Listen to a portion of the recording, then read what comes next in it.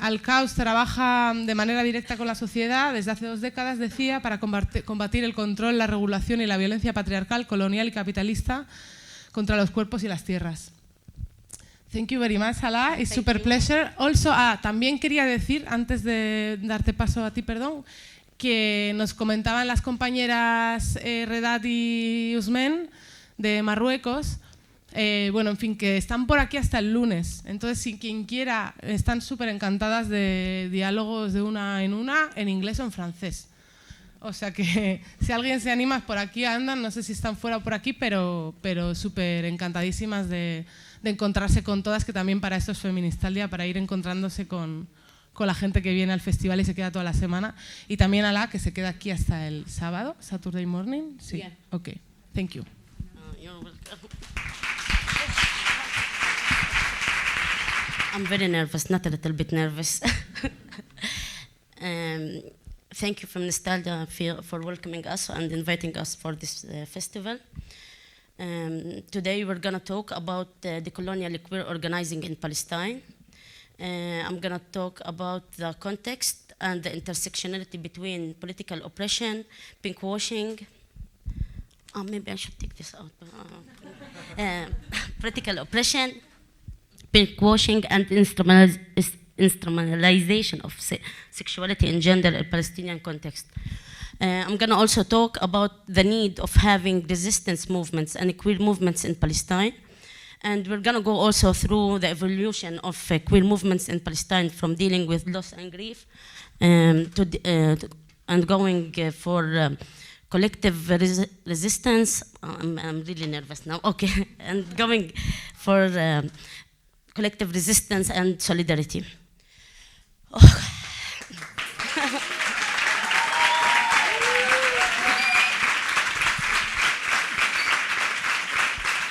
I'm gonna be a little bit slow because also English is not my mother tongue language, so I'm gonna be really slow, trying to do my best here.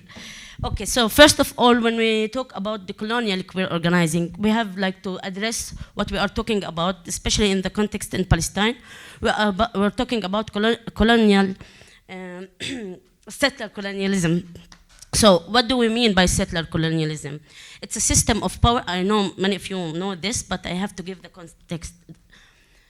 So we mean by settler colonialism, the system of power that keeps harm and erasing indigenous people and justifying settling their lands and erasing their relation with their lands and their culture.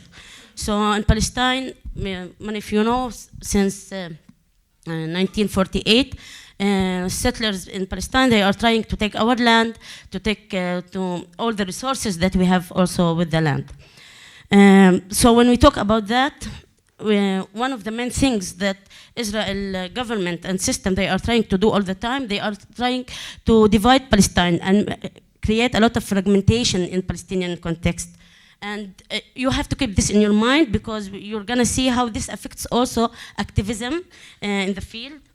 So in this picture, you're going to see how the apartheid and dividing Palestine, it divided it actually not for 3 regions, but for 4 regions, because we have also the 48 lands. We have the East Jerusalem, West Bank, and Gaza Strip. So the thing is, in every region, there is a different kind of controlling and surveillance that is happening in these regions. And these things affect how we can work in our activism. The thing is, they needed to make this division so they can dominate the Palestinian regions and Palestinian people, and also by doing that, they make sure that we will never ever be able to unify against Israeli occupation. So this is one of the main things that you have to keep it in mind, because when I'm going to talk about our community work, we're going to go again and talk about this, how it affects our work. So, So when we talk about Palestine liberation, we also have to address the queer liberation, because we know for sure there is no queer liberation without Palestinian liberation. These things always works together. I'm gonna quote here. You can see this slide. It's also found on our Instagram page. I'm gonna quote it. queer liberation is fundamentally tied to the dreams of Palestinian liberation, self-determination, dignity, and the end of all systems of oppression. In a settler colonial context, no clear line can be drawn where colonialism ends and patriarchal violence begins, because we know for sure there is no line between when colonial violence ends and patriarchal violence ends. We know that patriarchy is the basis of every kind of oppression, and settler colonialism is one of these oppressions that we are facing nowadays. Okay. But because we know that now, we know that queer liberation and Palestinian liberation works together, it's also important to address it. We need this queer liberation so it can be more inclusive and have more diversity in the Palestinian society. And by having more inclusive spaces, we're talking about how we imagine resisting and fighting against the Israeli occupation. So some people think that Palestinians only resist and fight against the Israeli situation, Israeli occupation by a specific kind of resistance, but we know for sure that there's different forms of resistance in Palestine. In this picture, we're gonna see different kinds of forms of resistance in Palestine. We have the armed resistance. The second picture, actually this one is taken after the dance festival in the second Intifada. There was a dance festival, and this woman, she won the festival, and when she went, this picture was taken in Bethlehem. So when she went out of the festival, there were clashes in the city. So she took off her shoes and she started throwing stones on the soldiers. The third picture, I'm not sure if it's clear enough, but it shows how women and men, they work together against against occupation, and they are fighting together. And the last picture that we're going to talk about today, it's one of the rallying cry that we had in Haifa, that addressing how is queer liberation is part of Palestinian liberation. Okay. Oh, I'm getting a little bit nervous now. I'm calming down. Okay. So, as you see here now, this is, we had 3 rallying cries for queer liberation in Palestine. The thing is, during this rallying cries, we don't just stand there for celebrating being queer and asking for queer rights, because we know as a Palestinian, looking only for queer rights, it's some sort of propaganda in the situation that we are living in right now. We want our right, but we know for sure we won't have our rights without calling for all kinds of liberations. So I don't know if anybody speaks Arabic or read Arabics, but this one down here, it says trans feminist Palestinians, they are existing. Okay, غصباً عنكم this is very hard word. I don't know. I don't know if anyone knows what's غصباً عنكم. But like we're gonna stay. Okay, either if we want it or not.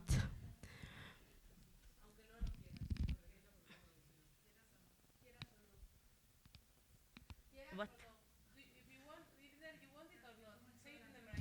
Either if you want it or not, we're gonna be here. So I'm gonna turn on a video from one of the rallying cries in Haifa. Okay, it's gonna be for 1 minute and a half approximately. And we're gonna talk about what they are railing about, the words after the video.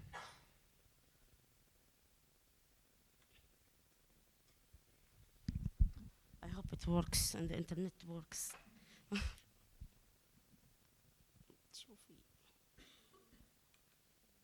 Come on. It's not working.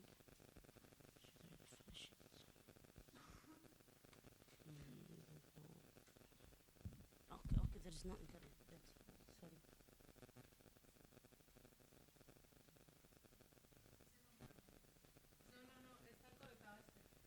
This is the right one.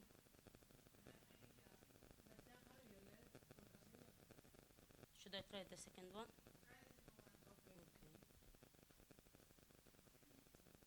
Okay.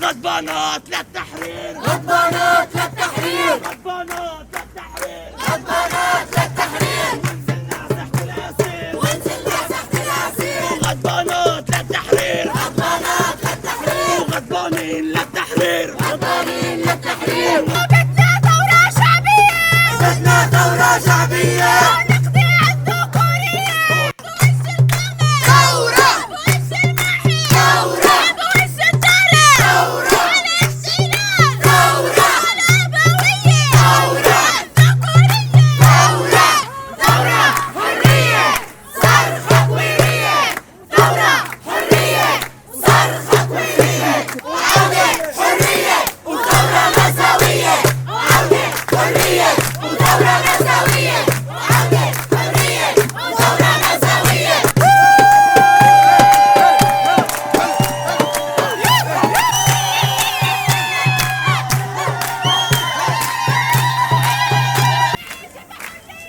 بدنا نعيش بحرية حرية حرية بدنا نعيش بحرية Okay, that's it.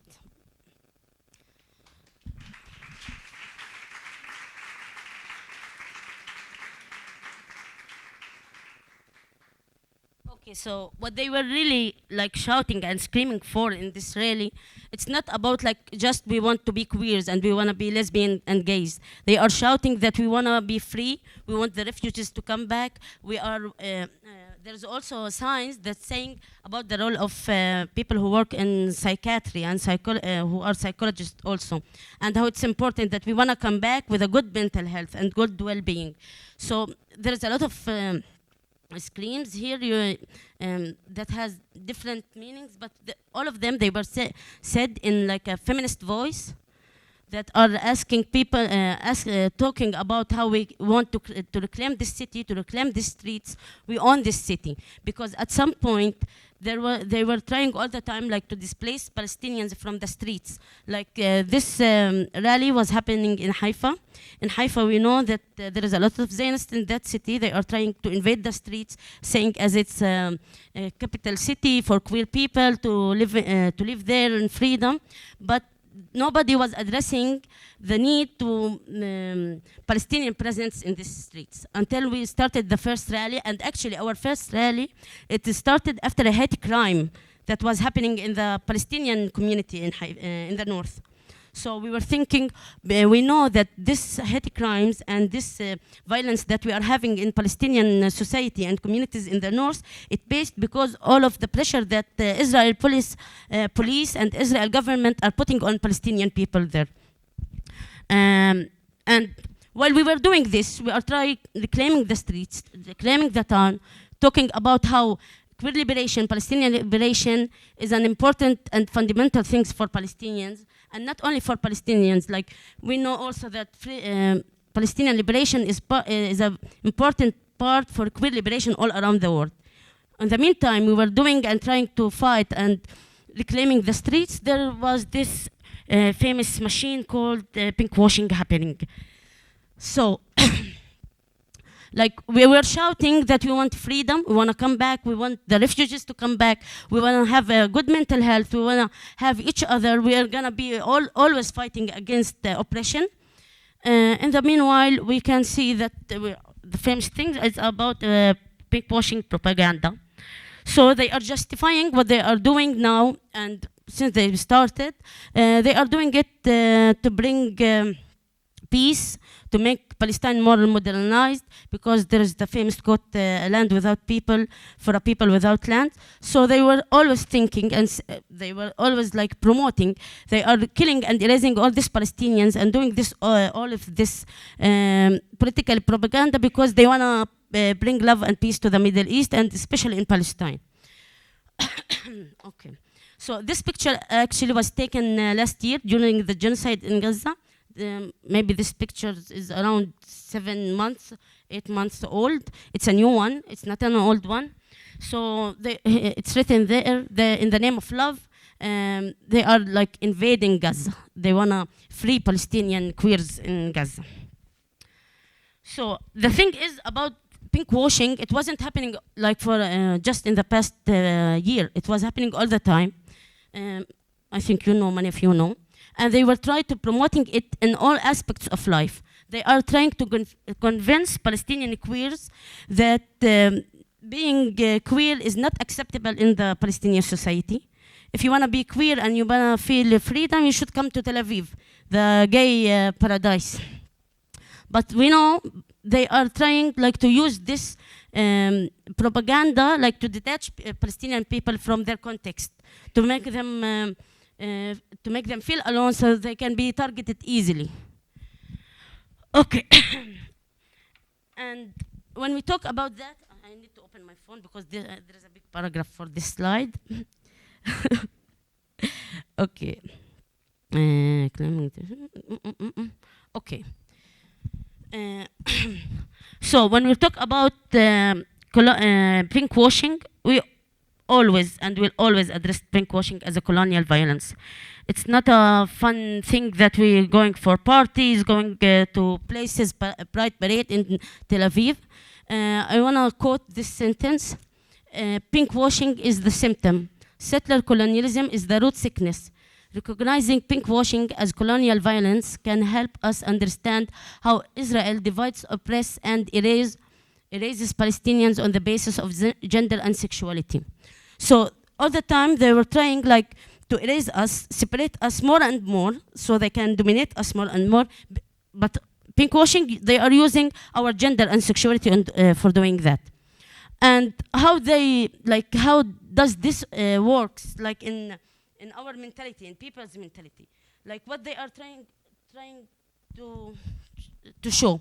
First of all, like when we look at pinkwashing, we see that it's dehumanizing Palestinian people. Like, okay, we're gonna go kill them, erase the people there because they are not human enough, they are not modernized enough to be living at the same places that we're living in.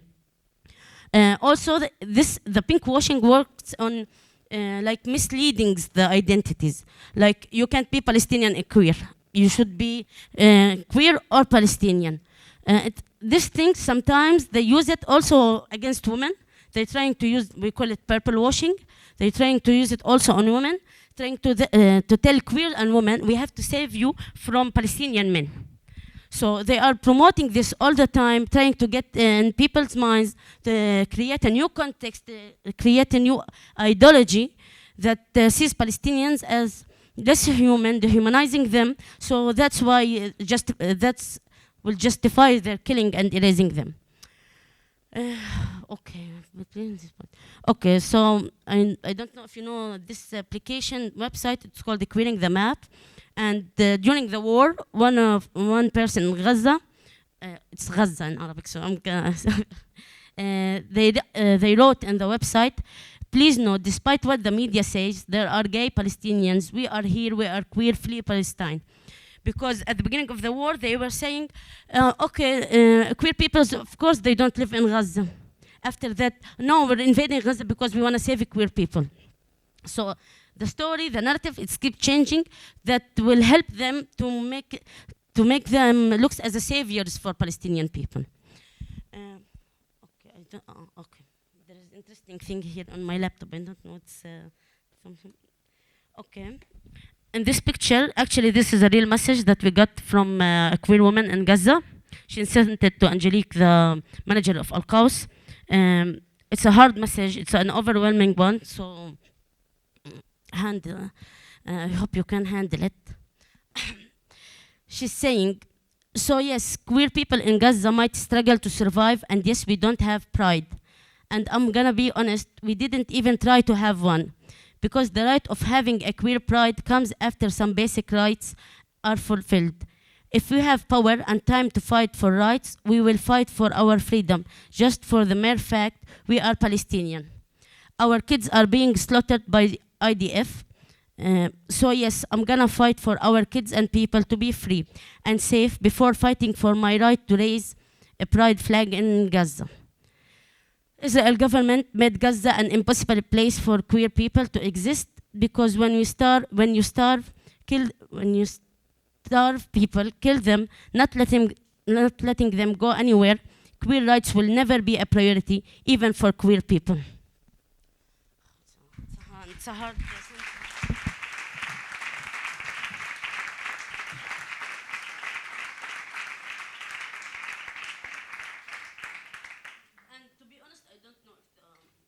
And to be honest, I don't know if the one who sent this message is still alive or not. So I don't know, but I hope so. Okay.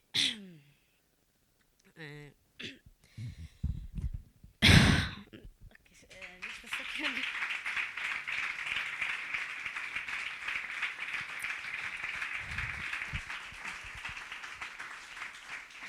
Okay. So while dealing with all this pink washing that was happening, and it was happening like in a heavily waves during the genocide that is going on. We hear also queer voices from Gaza, and we know the reality because we always know the reality. They are trying to discriminate us, killing us, erase us all the time. And if someone doesn't know, when we talked about the fragmentation and dividing Palestine, Gaza, it's under siege all the time. So you can't enter there, you can't get out of there. There's fewer people who could have done that. Most of like me as a Palestinian, I've never been to Gaza, and I only know Gaza in my imaginary. Like I can imagine Gaza, I can know about it from media, from friends, from the internet, but I've never been there. I don't know what's happening there. I know there is a lot of issues, and queer rights is not the priority, but because people, they can't go out of it. They can't discover another things. They can't find, they are still struggling to find their basic rights. So, and I think you can see that through this picture. So, according to this situation and the context, that's where QAWS came. It started in 2003, and it, just a second, I think Leah talked about QAWS a little bit, but QAWS is a for sexual and gender diversity in Palestinian society. It's actually not an organization that depends on staff and projects and having like organizational, institutional work environment. It's actually a grassroots institution that we always depend and work through activists. It doesn't work through projects that comes to Palestine and we work on it. So everything that we do, build and talk about, it's going through and from activists who are working in the fields. Okay. And what we try to do at QAWS. So the main thing that we're trying to do at QAWS, as we know, we are trying to build communities that can stand and make change in the Palestinian context. Not only change, like as a fundamental change from the core of the Palestinian society. We're trying to create safe spaces for people, for queers, activists, so they can try to work in discovering new agendas, how to talk about sex, gender in the Palestinian context in a queer political way. And when we are talking about queer liberation or queer resistance, we don't talk about it as an individual identity. We talk about it as a political approach that is trying to reject all the heteronormativity and patriarchy in the Palestinian society. And by doing that, we will start to make mobilization in the Palestinian society. We'll create more safe spaces for different people and more people in Palestinian society. Okay, I need 5 seconds.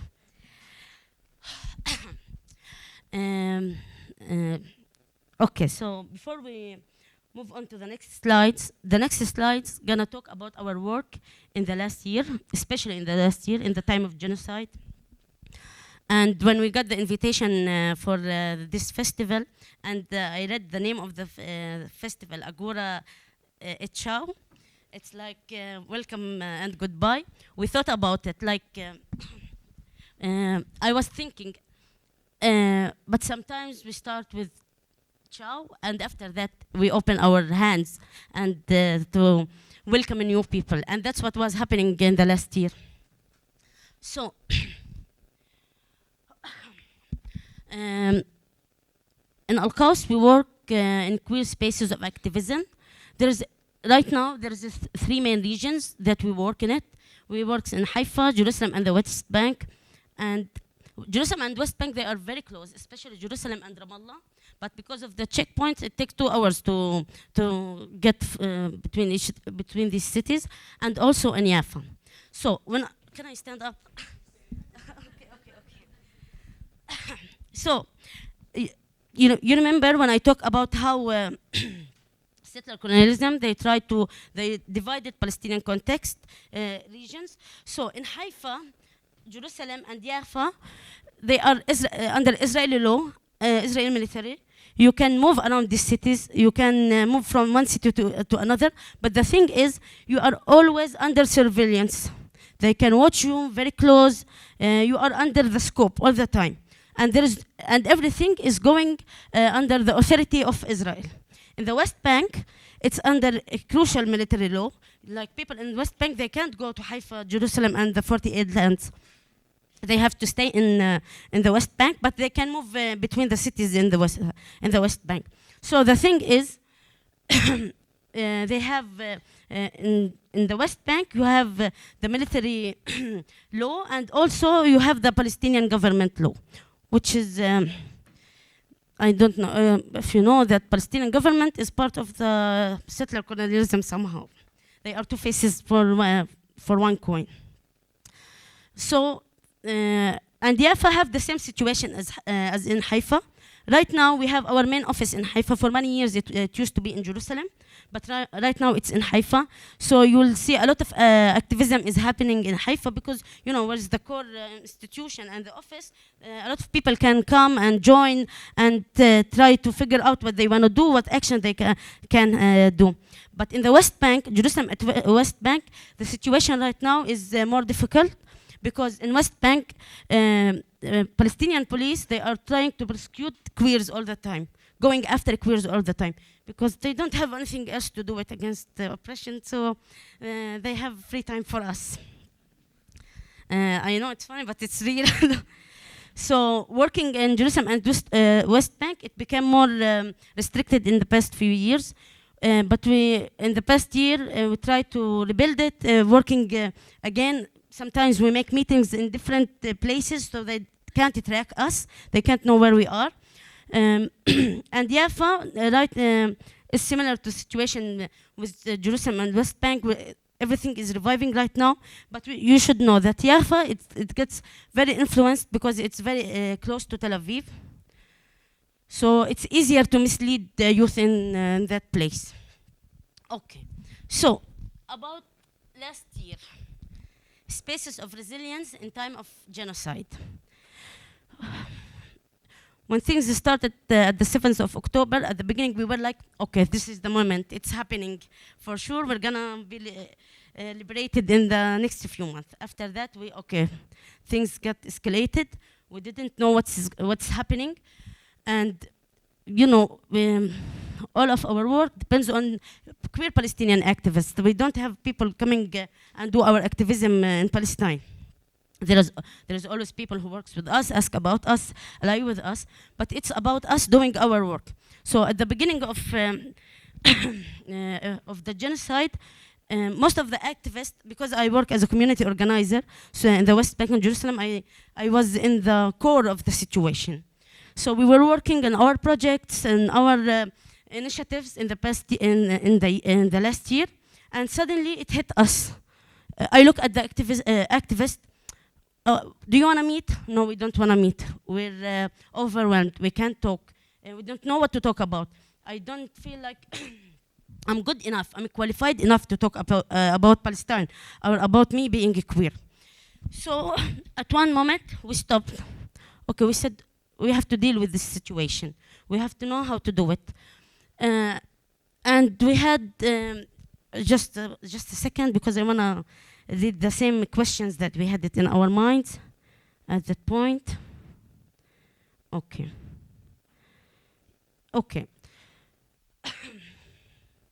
So,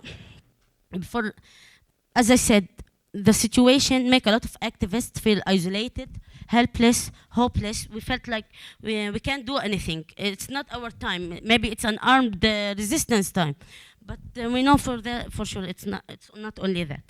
So also the thing is, as I said, not being ever in Gaza, queer people also in West Bank, Jerusalem, and Haifa, they were thinking, but I don't know the people there. Like, I know they are Palestinians. They are killed because they are Palestinian. We started to feel like the division for real. Like, oh, okay, Gaza is far away. I don't know what's happening there. I know that they are killing them because they are Palestinians like me. But at the same time, I'm living in a different context. So we stopped and we had major questions we had to ask ourselves. Okay, which they are. What can I do right now? How can I use my knowledge and skill to help? How can I mobilize queer Palestinian solidarity on a larger scale? How do I find my place and role in this context? How we can deal with all this loss and grief? And that's what we're talking about. Like, we were feeling like we were losing, and a lot of Palestinian people, a lot of queer people, we don't know them for real, but we know we have the same identity, we have the same roots. So it was always, we were like grieving and saying goodbye to a lot of people that we don't know, but we feel attached to them somehow. So we worked for 2 months, just trying like to handle the situation, working on our well-being. I was doing a lot of work trying like to make people engage, meeting up. Let's talk about what's going on. So after after all that work, we came up with the 3 initiatives that will make people and the queer people part of what's going on. They can that we can work and building more solid community. So the picture you see here is from the first initiative we had in Haifa. So, you know, in the Palestinian context, there is a lot of queer people who got abandoned from their families. So during this war, everybody was feeling alone. Like in the like normal days, they are alone. But imagine with all these people like being overwhelmed, thinking about about our future, what's gonna happen to me? You also ask this question to yourself. So and because the context in Haifa, they couldn't go for rallying in the streets. There was not, it was not allowed to go for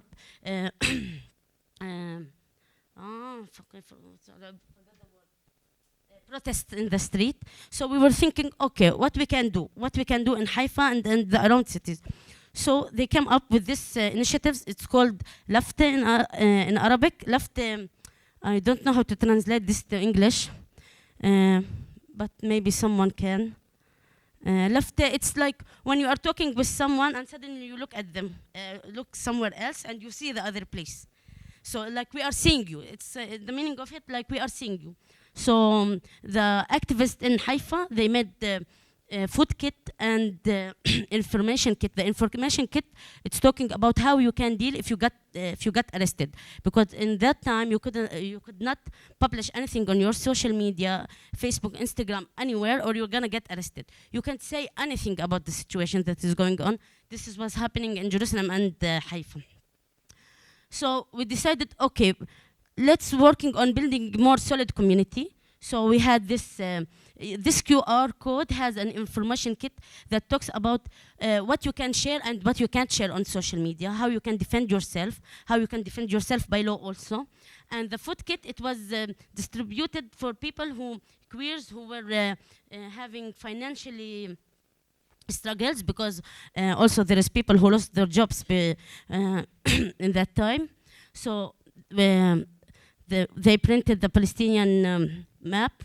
You can see this. This is the first logo from the first rally we had. It's talking about how we are Palestinian. Scan Me, it's for all the information for information how to deal with legal issues if you forced it. And after all of this, after they distribute the kits, there was a big gathering. There was like 60 people in this gathering. No, we don't have the picture for the gathering, sorry. The thing is, because it has their faces, and it's risky. So at that moment, when there was this gathering, that 60 people came to this gathering, some of them, they were in QAWS before 15 years maybe, and now they are not activists anymore. But this gathering opened the space for the new projects and initiatives that is now happening in Haifa. We have the thing called Saloni Query. I'm gonna show you a picture for it in a moment. Saloni Query, actually it's for queers plus 30. Because they were saying they had different issues. It's not the same, because they were thinking about their future, getting married, having babies, all this stuff. And in the Palestinian context, these issues were not the same issues that people in the beginning of their 20s. So this gathering, this initiative opened new spaces and make us welcome new people to the community. Okay, so from Haifa, we're gonna go to Jerusalem and Ramallah. I know many of you doesn't speak Arabic. So the context in the West Bank,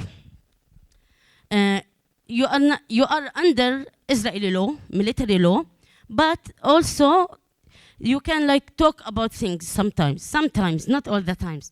So the initiative, this initiative was about, we couldn't make gatherings in Jerusalem and Ramallah because the Palestinian Authority will come after us because the situation was very escalated, and now they don't have anything to do with it. So we were in the easy trap that want to catch us. So we thought a lot about what we can do to feel like we are taking a part in what's going on, and part of resilience, resistance, and fighting against Israel and occupation and the genocide. So we came up with initiatives. These are stickers. So in every sticker there is a quotation that's talking about boycotting.